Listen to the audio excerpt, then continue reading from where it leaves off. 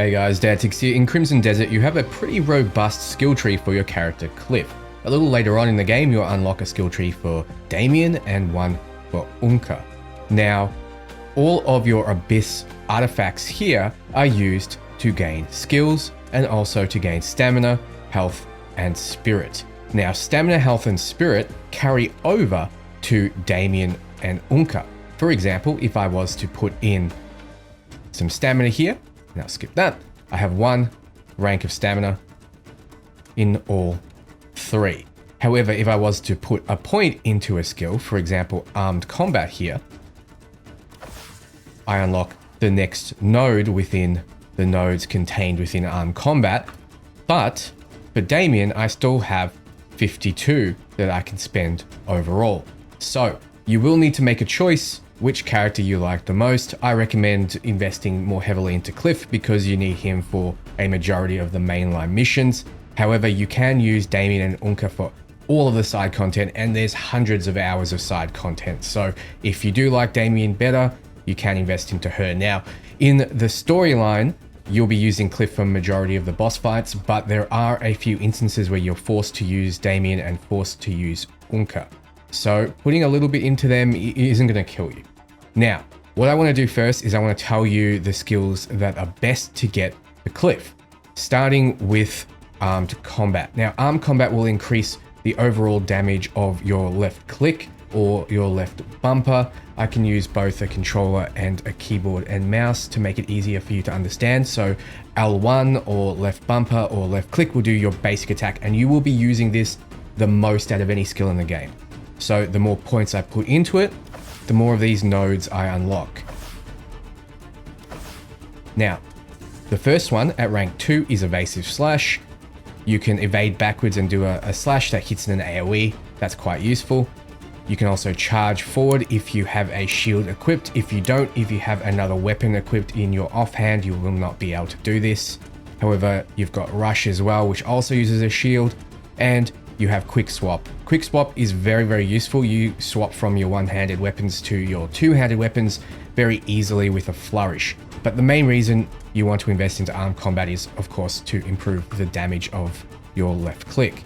Now, forward slash is another one you absolutely want to put points into. It improves the damage of your heavy attack, which is your right click or your L or your R2 or right trigger, if it's an Xbox controller. At rank 2, you get proficiency. It lets you follow up with another slash. Then you get sure hit. It makes it so it can no longer miss. I don't know what this means. I think it's just because it gives it a pseudo tracking, but you can still miss. Enemies can still dodge, so on and so forth. But still, this is a very useful skill. Then we have turning slash. This is your spirit, which is your mana spending attack, which uses both left click and right click together to operate. This is also very useful, probably the best way to spend your spirit. So with rank 2, you get proficiency. It lets you get off another one. Then we have expertise. You follow up with another slash as well, and rend armor. It gives, well, enemies get this thing called super armor, which means they cannot be interrupted. This happens with a lot of bosses, and rend armor makes it so it goes through that super armor and it interrupts them. It doesn't work with every boss and every attack, but it definitely works with everything that's not a boss. Then we have probably the most useful skill in the game. You wouldn't know it just by looking at it, but it's focus here. Now, the reason focus is really good is 1, it recharges your spirit, your mana when you activate it, but most of all, at ranked 3, it slows down time, and when an enemy, you can see in the top right above me there, right before they hit you, you can parry. And this works on bosses. So there are a lot of bosses that attack so damn quickly that you need a way to be able to stop the damage coming in, because otherwise you're just spamming heals and you're using up all your pills, which help you resurrect. This is not Dark Souls. This is not Elden Ring. It's not going to reward you for skill and learning patterns. There are some bosses you simply need to heal through. There's some bosses you simply are going to die to. And focused insight makes those bosses a lot easier. How do we parry? We invest into keen senses. Keen senses gives you a way to perfect parry. If you block right before they hit you, you're gonna parry and stagger them. Then we have a way to perfect dodge. You already can dodge, but with this as a perfect dodge, if you time it just right, you'll get some iframes, some invincibility frames. And then we have counter. I can't get this to trigger with every enemy, but if you attack right before they hit you with their attack, you'll do a little counter flourish like you can see there. Then, as those are what I consider the most essential, we have some other really useful things.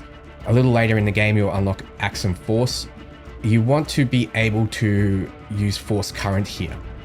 Now, what this does, you need Force Palm level 2 and Axe and Force level 2, so I won't get this just now, just for the sake of keeping this tight. What this does is, and you can see in the top, just above me, is it's really helpful in puzzles, and it's really helpful mining and farming things. So normally you have to get out your pickaxe to mine. Normally you have to get out your axe to chop wood. With this, it makes everything a lot quicker and a lot easier. You'll see what I mean when you unlock it. And it's also used for a lot of puzzles. There are some puzzles up in the abyss where you'd need to climb onto them normally and use Force Palm, and that sends you backwards and sometimes you'll fly off the edge. With this, you can avoid that entirely. Then we have Flight level 2. You don't need this, but it just makes traversal so much easier. You can dash while you're gliding, and without a lot of stamina, it's obviously not going to be that good, but it's worth getting. Then another skill worth getting is double jump. With double jump, you just add another jump to your repertoire, and it lets you get places you couldn't otherwise, or avoid falling off ledges or jumping up somewhere if you don't have the stamina to climb. With that, you want to get your Force Palm upgraded. It's surprising just how much you use this. You use this in boss fights. There's one boss that flies around the arena and the only way to hit them is with the Force Palm. So being able to Force Palm into the air with aerial Force Palm is really, really good. And then being able to follow it up with another one, Expertise. I know it's showing you right now on the ground following it up, but you can do multiple Force Palms. You can jump, double jump, Force Palm 4 times and get some serious height. And from there, you can activate glide, you can fly around. So you can tell that this is quite useful in puzzles, and it would be something I recommend you pick up pretty quickly. Now, everything else is all to taste. I'll go through them very soon, but first I want to mention that stamina, health, and spirit are incredibly important. There are going to be a lot of cases where you get soft locked out of the game without having enough of this. So I would recommend getting around 7 stamina. That felt like the sweet spot when it came to traversal and feeling like you had enough. 7 as a bare minimum of stamina in the mid to late game is definitely needed. You definitely need at least 5 health in the mid to late game at least, and spirit at least 5 in the mid to late game. So I'd say 7, 5, 5 is probably the bare minimum that you want to get these two eventually. Now pick up your other skills, the ones that I recommended, and weave stat points into that as you go. When you get those core skills, I would not hate you if you just put everything else into stamina, spirit, and health, because yeah, these skills can be fun, these other skills can be fun, but they're not necessary. Now I'll quickly run through what you're seeing. These are the amount of artifacts I've spent currently on the tree. This is how many I have left. This is how many times I can reset the tree. So if I was to hold F here and reset, it costs me a Faded Abyss artifact. You find these out in the world, or you can buy them. And you can see I've reset the amount, and I can invest the rest in. So you can reset the tree at any time. Now these here are artifacts I have not yet opened. So they all sit here. They're called Sealed Abyss artifacts. Within them can be something you can slot into an item. Like for example, you can see here I've got Grey Soul Howling, which has been slotted into the Fated Shadow sword here. That is something that you can, that is what we would slot into an item. Otherwise, you can get Abyss artifacts within these, and they usually have a challenge associated with them, like killing a certain amount of enemies within a certain amount of time. So that's what those are. Then we have the tree itself.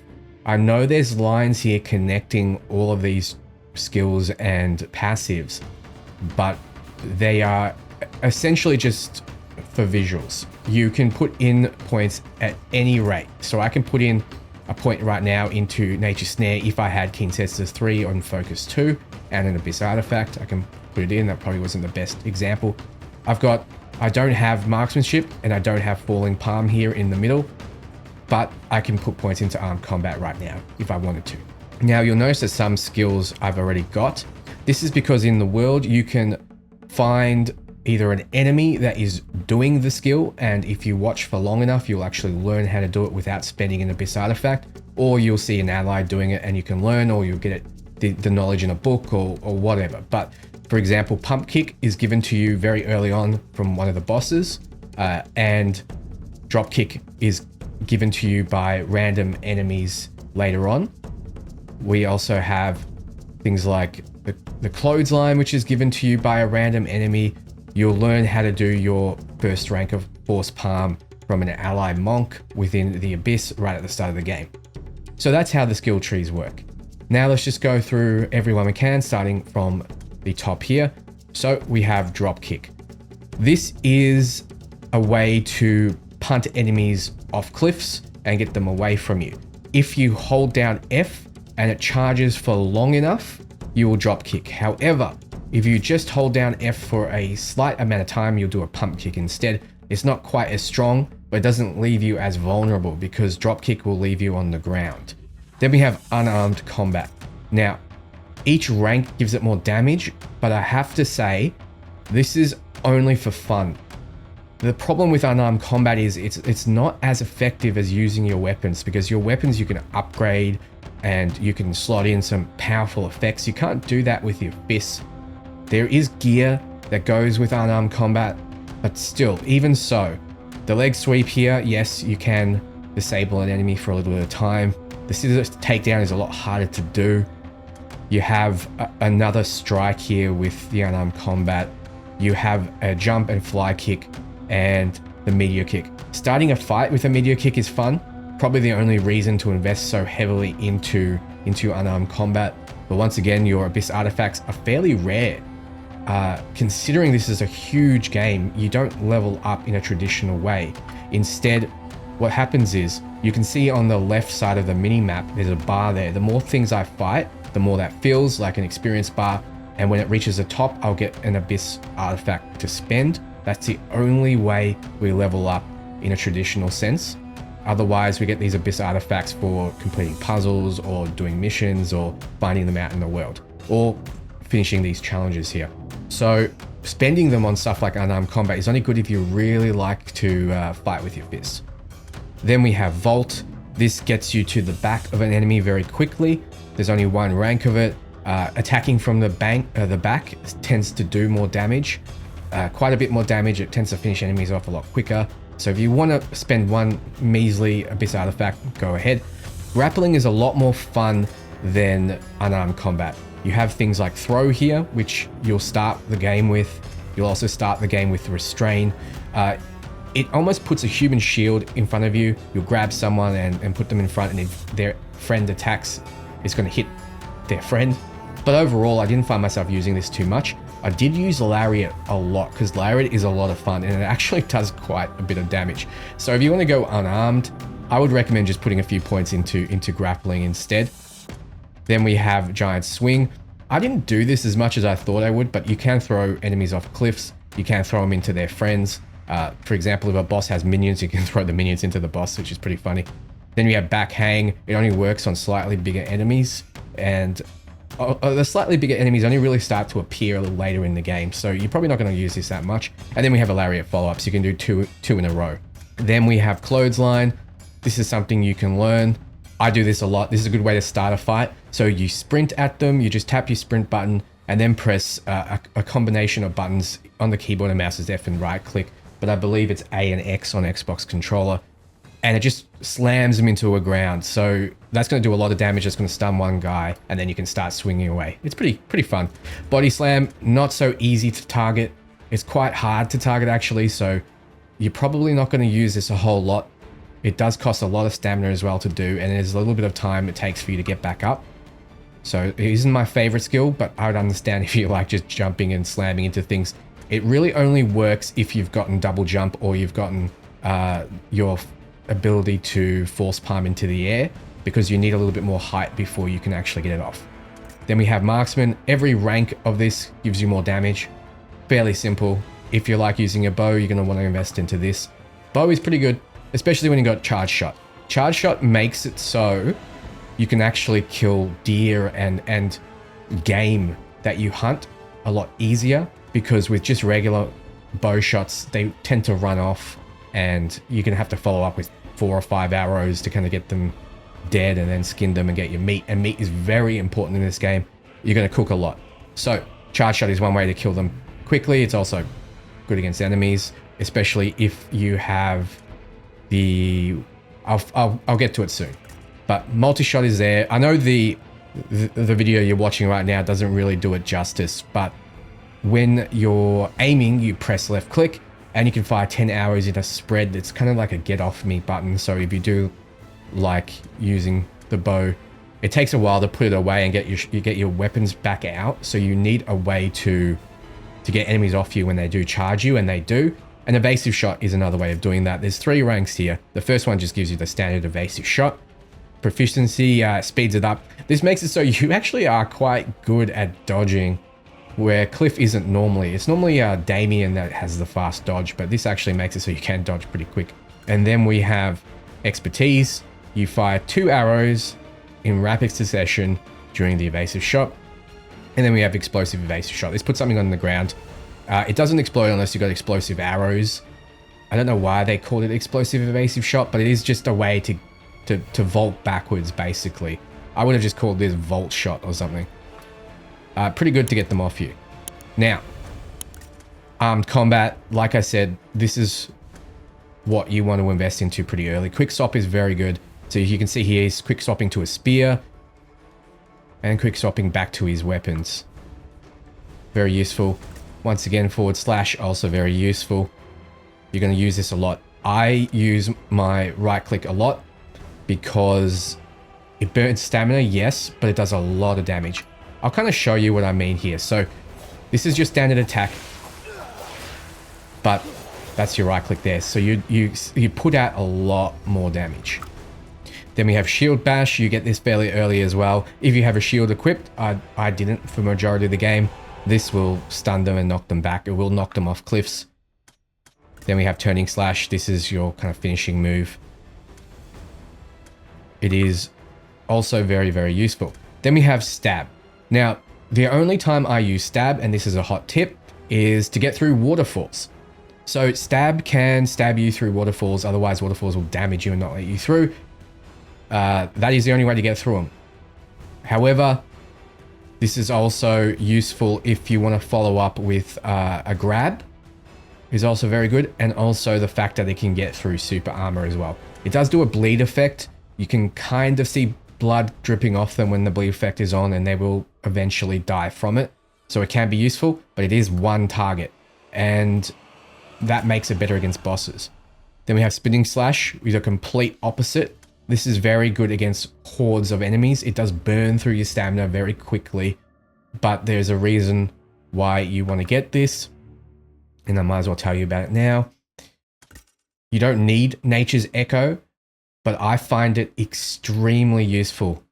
So echoing forward slash especially will create a doppelganger of you while you're forward slashing to do more damage. And I found it's like 25% more damage roughly. And if you see it there, you're going to do a lot more hits on enemies. Okay? It's very, very useful. And one of them is to echo the spinning slash, and that helps you clear out mobs a lot better. Now there is an echoing stab as well. I didn't really use it, but apparently it's decent against bosses. So we'll make our way over to blinding flash. You get this very early on in the tutorial before you even come into the real world. You get blinding flash. You use this to reveal quick travel points on the map. If you just hold it out on high ground, you can see glints in the area, and that will direct you to either the sealed abyss artifacts or a quick travel point. So do this very often. It also burns foliage. There'll be a lot of cases where there's vines blocking something and you use this to burn it, or there'll be a cart you need to burn down during a raid and you use this to burn it. Blinding Flash is the primary way of burning things. Now, Blinding Flash Finisher, I never really used, but a lot of my friends who have also been playing this game have mentioned that this is one of their favorite abilities. If you can get this working, power to you. I never really got this working that well. You blind an enemy first, which is hard to do in the middle of a fight, and then you got to press right click or your right trigger and you follow up with this finishing move. So that's the blue tree. Let's make our way to the green tree. You've already seen Force Palm, but it gives you the aerial Force Palm. It lets you heal your allies. So if you target an ally like Damiane and Oonka, you can summon them to your side eventually. You can heal them if they go down and they'll get back up. Then we have Proficiency. It lets you do 2 strikes. And then we have Expertise that allows you to do 3 strikes. So 4 strikes overall with it fully upgraded. You will be using it a lot, so it's fair enough if you want to get it. Now, Nature's Graph lets you pick up objects. You barely ever use this. Honestly, I got a lot of flack for saying this in my last video, but now that I've done hundreds of hours of this game, I can say with full confidence, they should have just let that be a function of Action Force, because the times you use to pick up objects is about the same as it would take just to grab it with the Action Force. But this is an ability to pick up things. It's usually doors or tree logs, and all those times that you can use it, it's pretty obvious that you can. You just press 2 buttons together and it will have a prompt on the screen to tell you that you can do it. So it's not a combat thing unless you're picking up a log to hit a boss, but that's in only a handful of boss fights. Then we have Focus Shot. This is what I was talking about when we were talking about marksmanship and the charge shot. So while aiming, you can enter a focus state. It slows down time, and then you can fire rapidly a few times. And you can also focus your evasive shot, and you can also focus your charge shot. Now, focusing your charge shot is very potent because you can aim and mark targets and then do charge shots against them all. So it is pretty potent. Then we have Force Palm Pulse. If you press F during Force Palm, you follow up with another strike. So this, even though it does a lot of damage as a follow-up, it's not something necessary. Then we have your Focus Force Palm. Now, this is an ability that is useful in the overworld for destroying things that can't be destroyed normally. You can see here, you see a glowing thing, you can destroy it. And it's almost like you're force palming through the spiritual world into the corrupted part that you're destroying. So you're hitting someone's heart from the inside kind of thing. But this is locked off to you if you don't do a mission a particular way. So if you want to know how to unlock this, I've put a video on my channel about how to unlock the base fast travel point. That shows you how to get Focus Force Palm. 90% of people who play this game missed this ability because it's an easier path to take during a particular mission, and most people will take that path. The harder path, which is off the beaten path, I would say, gets you a watch and learn Focus Force Palm, and if you don't get it there, you have to wait till chapter 9 to get this. So definitely go to my video and check out how to get it. Then we have Force Current. I talked about this before. I definitely recommend picking it up. We have Diving Force Palm. So with the aerial swing ability, which I'll go through soon, you're able to dive down and do a strike. In my opinions, it isn't really worth doing a lot of the time, but that's really up to you and your personal taste. We got Focus. Once again, you can repulse. If they come close to you, you'll push them away. But once you get this Focused Insight, this is what you'll be using. You'll be parrying targets more than you will be pushing them away. Then we have Keen Senses. Once again, I recommend picking up all ranks of this because it's basically just going to make you better in combat. You can't help but take damage from some bosses. It's unavoidable in a lot of cases, but this definitely helps you survive. Then we have Evasive Roll. It just lets you evade quicker, but you still take the damage. So this is if you don't perfect roll, but it's still quite useful. You will be able to watch and learn to get this though, so you don't have to spend a point. Then there's Double Jump. We talked about this before. It uses Spirit, if you didn't realize. Then we have Nature's Snare. There is a few bosses that this is useful against, and you'll kind of know when you see them. But this makes a barrier in front of you. This makes it so you can lash out when the barrier is up, and this makes it so you can hold the barrier out without channeling. The barrier stops projectiles. So yeah, I don't like this skill, but it's useful against a boss. Then we have Nature's Echo, echoing forward slash, echoing spinning slash, and echoing stab. This will increase your DPS. So although it's not core, it is very, very useful. We have Axum Force. You will pick up the first rank very early on before you even jump into the overworld. You're going to use this more than almost any other skill. It's like a puzzle solving skill. You pick things up with it. You'll put things into a pot with it. You'll move things around with it. You'll force current. See, right now, he's placed that pylon over the other one. If you force current in that particular case, it would have pushed it down into place without you having to climb up onto that pylon. So that's why force current is good. But anyway, getting rank 2 of this lets you vault yourself. It is pretty useful in some puzzles. It's very useful when you fall off the world. You can latch onto the wall and then vault yourself back up. And then there's aerial swing. We saw the slam before, but this is how you swing.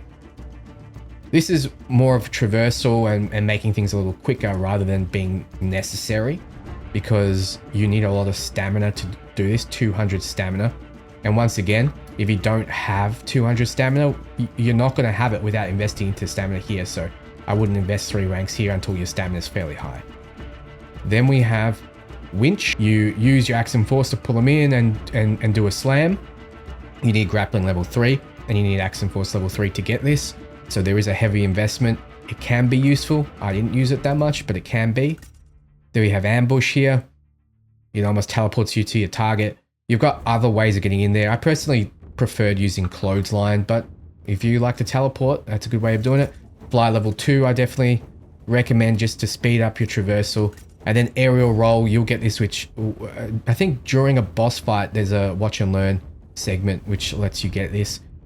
It's not necessary, honestly. You can use it to dodge some attacks when you're gliding and there's flak coming at you or arrows coming at you, but other than that, it uses a lot of stamina, and you rather use that stamina to stay gliding. Imbue element, you don't get this until very, very late in the game. Very, very late, unless you know exactly where to look. It lets you imbue your turning slash with the current element that you have equipped, as you can see here. It lets you imbue your charge shot with the current element you have, as you can see here. Your force palm with the current element, and your meteor kick with the current element. When you imbue the current element, it becomes quite useful. Like, for example, your frost actually freezes things, and freezing things can be very potent because it stops them attacking you. We have Lightning Surge. You actually need one of these: Lightning Surge, Storm Veil, Flame Strike, or Frost Mantle before you can get Imbue Element. But all of these are just things that you need to find out in the world. Lightning Surge shocks everyone around you. It is really good.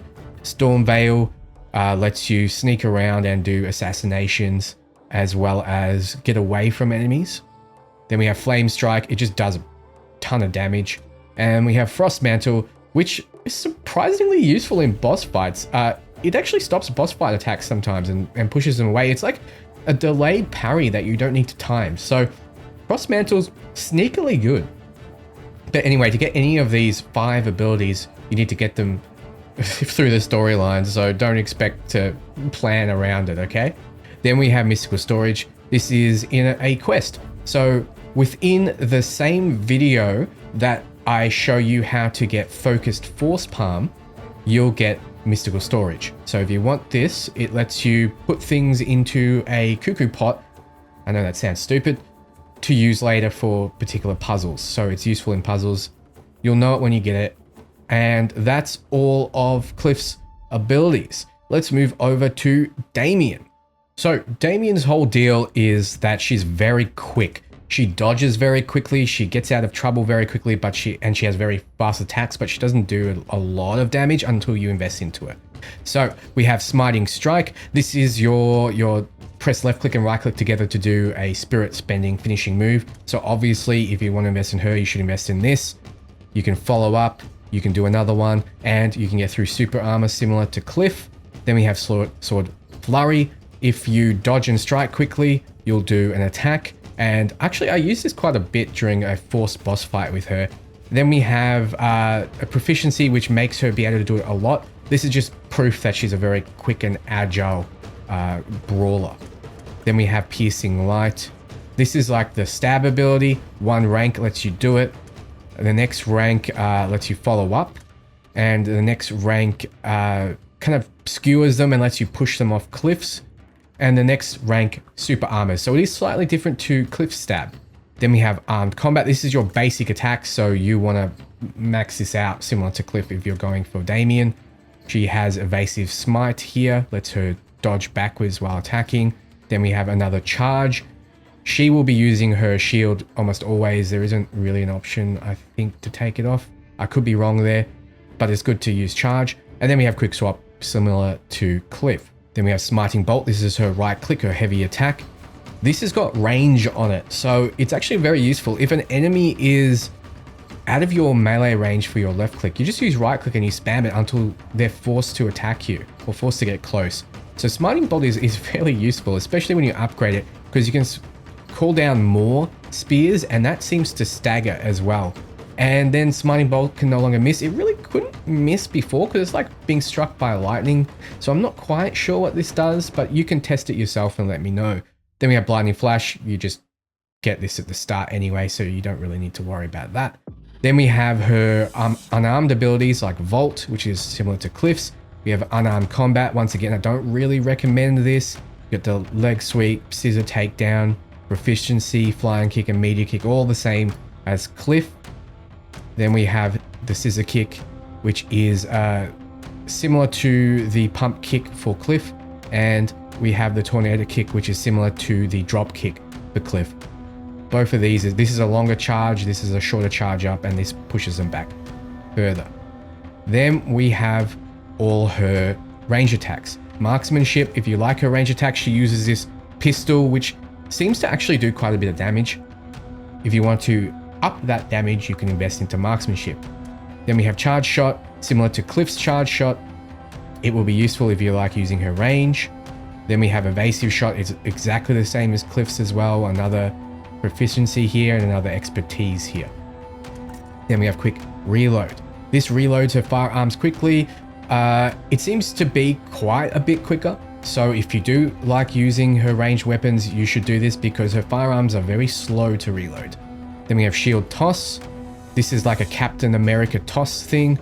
It bounces between targets, and with the final upgrade, it bounces between 7. So if you want to be Captain America, boom, boom, boom, boom. This is another ranged attack for her. Then we have Grappling. I like Grappling. It's interesting. You can Lariat as well. And Aerial Grapple. So a little bit different to how Kliff gets a Lariat and then a follow-up Lariat. Damiane here gets an Aerial Grapple.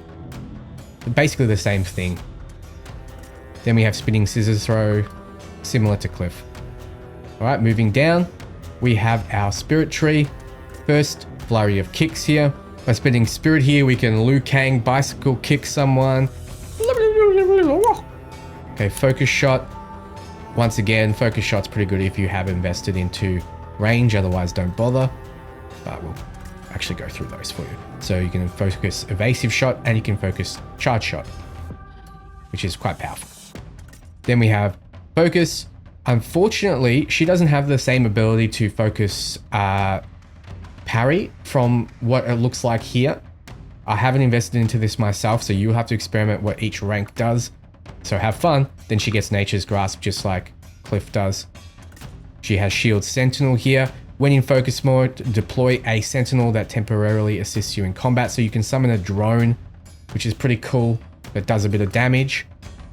We also have Keen Senses as well. So we have the parry, we have the dodge, and we have the counter. If you're going Damiane investment, definitely get her. She's got the evasive roll as well. This still makes you take damage, like I said, but it's a way of getting out of a sticky situation. Double jump, I would recommend getting that if you running her. And then Blade Sentinel. While in focus mode, have a Sentinel assault a target location. So this might be the reason to increase your focus mode ranks. You don't get to parry, it seems like, but you get to do cool things like cooldown airstrikes. Then we have her health segment. She has flight, and she has flight 2. She uses a little mechanical propeller instead of using crow wings. So you can go a little faster with swift flight, just like flight 2 with Kliff. Then we have Sky Step. You can press tab in midair to deploy an abyss fan powered by Scholarstone's technology. And you can use it to fly further up, I believe. Yeah, there it is. Fly further up in the air. So you need to unlock this through the storyline. Then we have Imbue Elements. Once again, you need one of these. Either Frost Mantle, Flame Rush, Storm Pillar, which is slightly different to Kliff's actually. Didn't notice this. It's like a Raging Whirlwind. Then we have the Lightning Strike, which is also different to Kliff, but very similar in its effect. It's an AoE lightning ability. You need one of those to unlock the ability to imbue your elements there.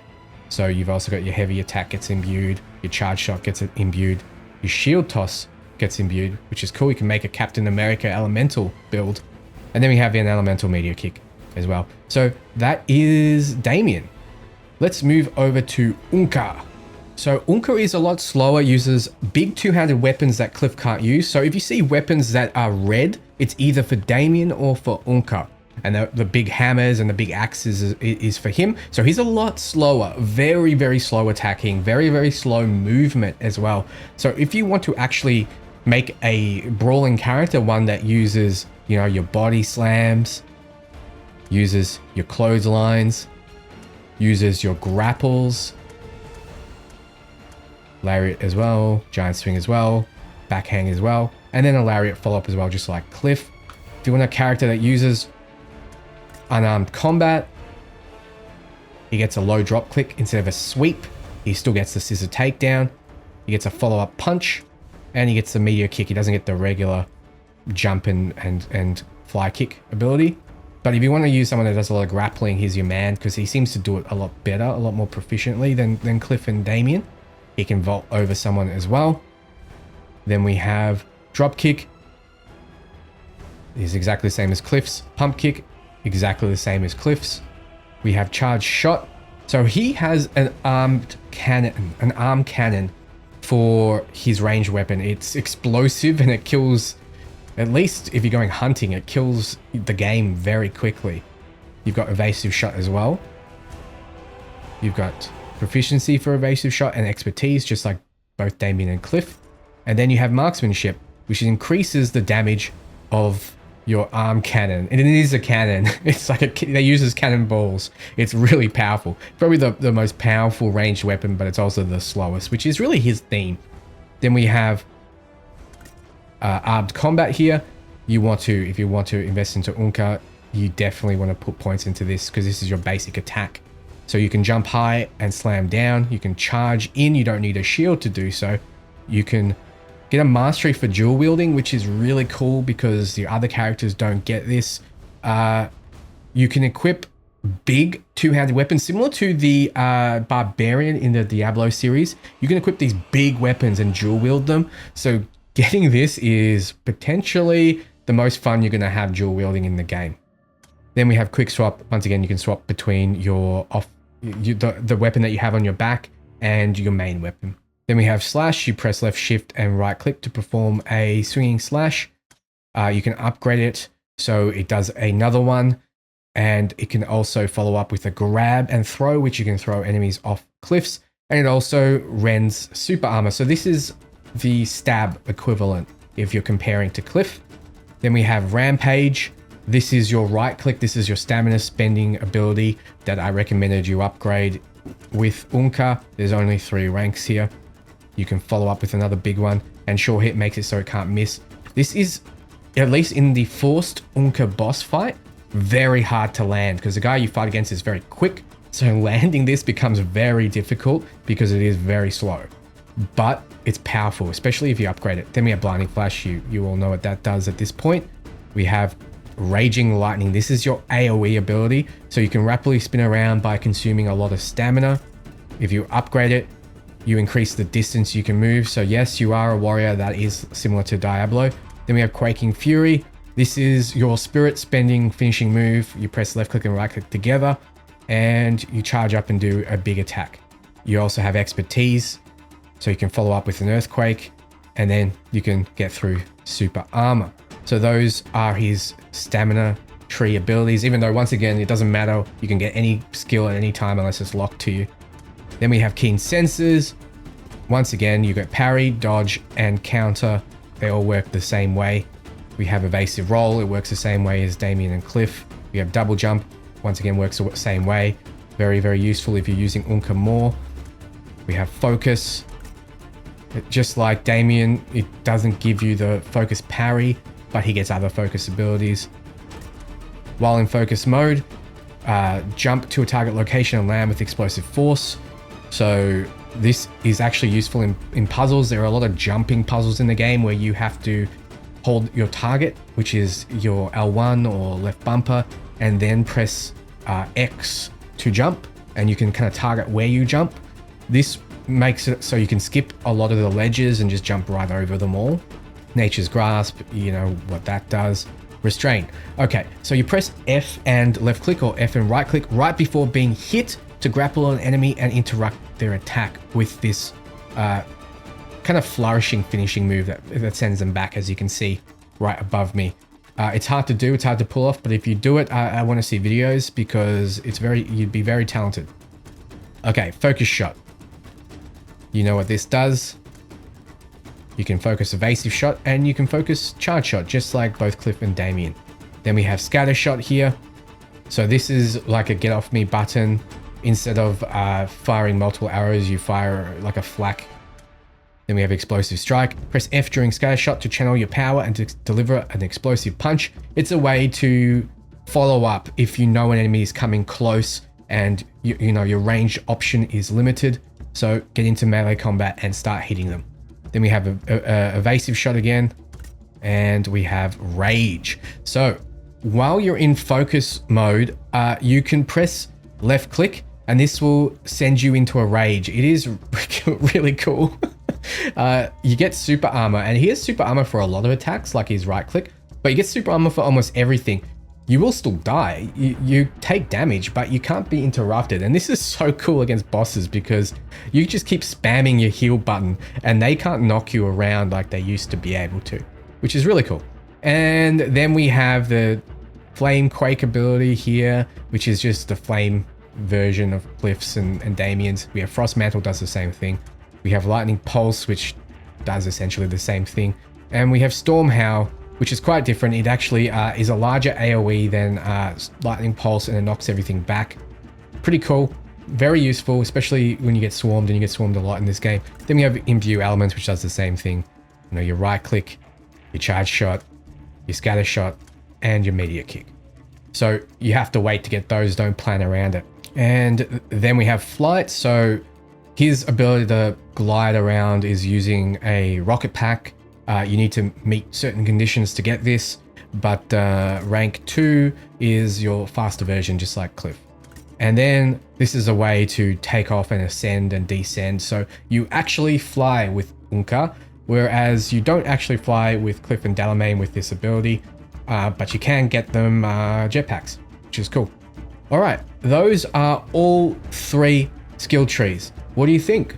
Do you like what you see? Are you interested in playing as Kliff or Damiane or Oonka? I don't know why I keep saying Damiane. I play too much Cyberpunk 2077, so Damiane's on the mind. Anyway, thank you so much for watching, guys. Definitely check out all my other guide videos because I go through a lot of tips that are going to make your life so much easier. So if you appreciated this, leave me some love below. I'll really appreciate it. I'll thank you. I'll go to sleep tonight and I'll dream about you. Okay, not that far, but I will really appreciate it. Thank you so much for watching, guys, and until next time, ciao, friends.